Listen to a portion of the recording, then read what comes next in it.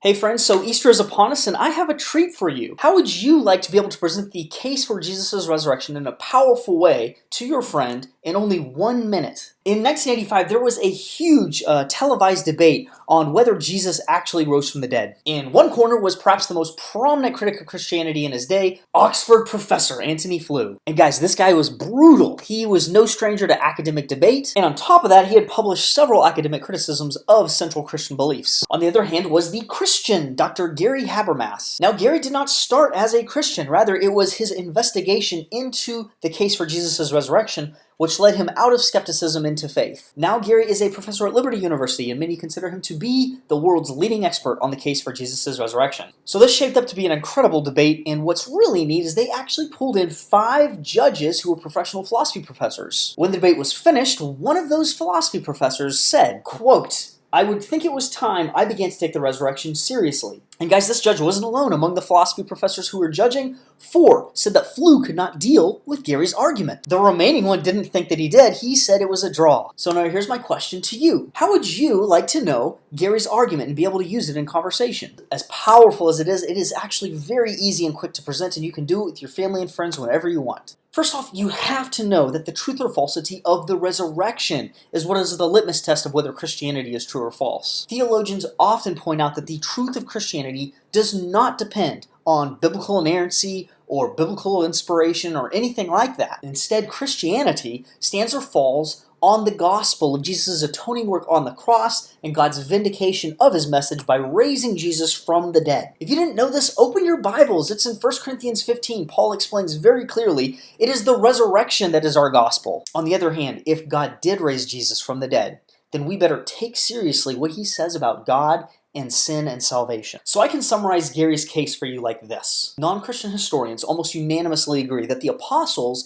sacrificed everything, including their lives, proclaiming and genuinely believing that God had raised Jesus from the dead and that Jesus had appeared to them alive from the dead. However, your non-Christian friend is going to need proof that this is what non-Christian historians are all saying, and so that's what I'm going to give to you. This quote is going to be from Gary Habermas himself, and it's going to be all you need for your conversation. All you have to do is cite it to your friend and then let it go from there. So here's the quote. I'm going to put it for you in the information box below so you can copy and paste it wherever you please. It goes like this. Quote, "On the state of resurrection studies today, I recently completed an overview of more than 1,400 sources on the resurrection of Jesus published since 1975. I studied and cataloged about 650 of these texts in English, German, and French. Some of the results of this study are certainly intriguing. For example, perhaps no fact is more widely recognized than that the early Christian believers had real experiences that they thought were appearances of the risen Jesus. A critic may claim that what they saw were hallucinations or visions, but he does not deny that they actually experienced something." Okay, so pause. Notice here that what the scholars are all agreeing upon is not that Jesus rose from the dead. They're not saying that. Lots of scholars are not Christians at all. They're atheists, they're Buddhists, they're Jews.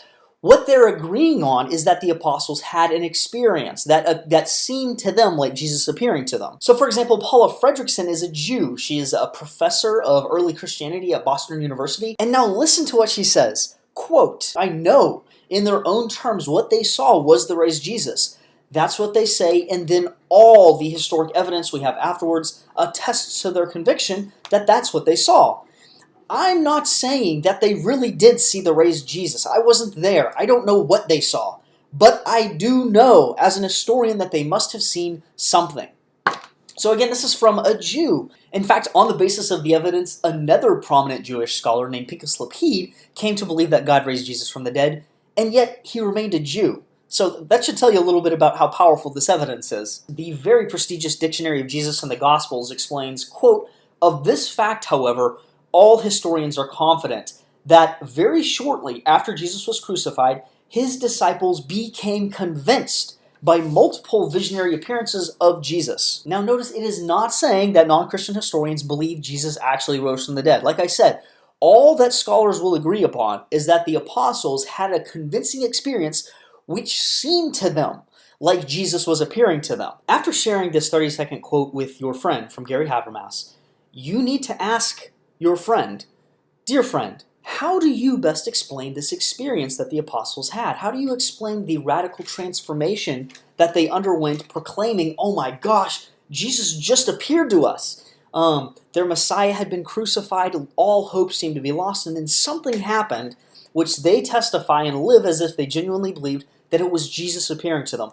What do you think happened? And for that matter, what happened to the church persecutor Paul, who was completely different from the apostles? He was saying that he encountered Jesus on the road to Damascus while he was heading there to persecute Christians. What happened to him that radically transformed him into suddenly being the greatest church evangelist in history? Later in his life, Antony Flew confessed, quote, "The evidence for the resurrection is better than for claimed miracles in any other religion.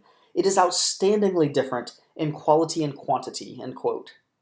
The reason is that the best naturalistic explanations for the apostles' experience are awful. Believe it or not, the most prominent naturalistic explanation for the apostles' experience today is individual and group hallucinations. Now, problems with the hallucination hypothesis abound, but what I'm trying to do here is prepare you with the simplest objections that doesn't require much research, and here it is. Hallucinations are like dreams, so you can't experience them in groups, and yet this is precisely what the apostles were proclaiming they had experienced, that Jesus had appeared to them in groups. Next up is what's called the swoon theory. Now, this is not circulated among historians at all anymore, but the basic gist is that Jesus actually survived crucifixion somehow, which never happens. And somehow, while in the tomb, he was able to move this 3-ton rock out of the way on his own from the inside, then walk on wounded feet up to the apostles, half dead, and apparently convince them that he had risen from the dead. I guess in Jesus' mind he was going to be able to do this. I don't know how malicious he would have been, but anyways, he convinced the apostles,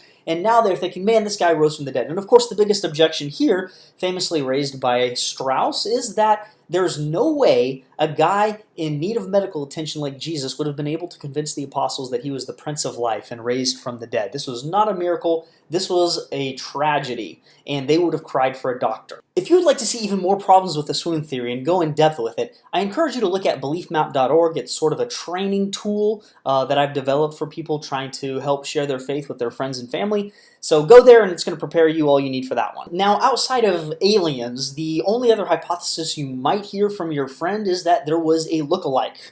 Dr. Greg Cavan did his doctoral dissertation on the evidences for Jesus' resurrection.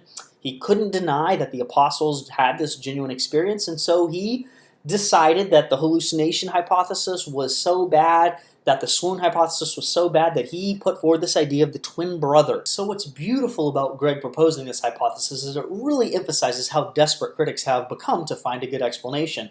And the twin brother hypothesis is not better than the hallucination hypothesis. They are all terrible. You, without me even telling you the problems, can poke holes in it all on your own if your friend brings them up. And that's basically where the argument stands right now.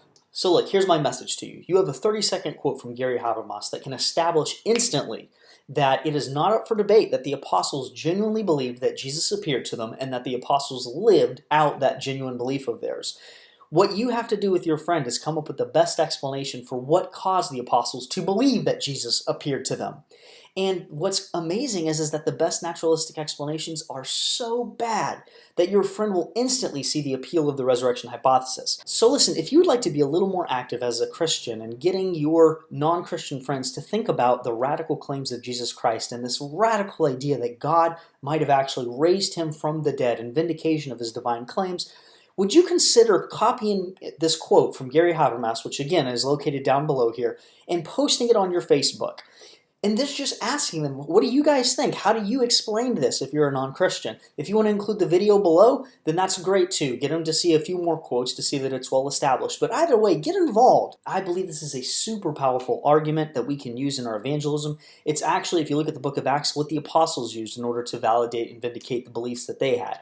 Maybe you can step into that tradition this Easter and invite your friend to think about what could have happened.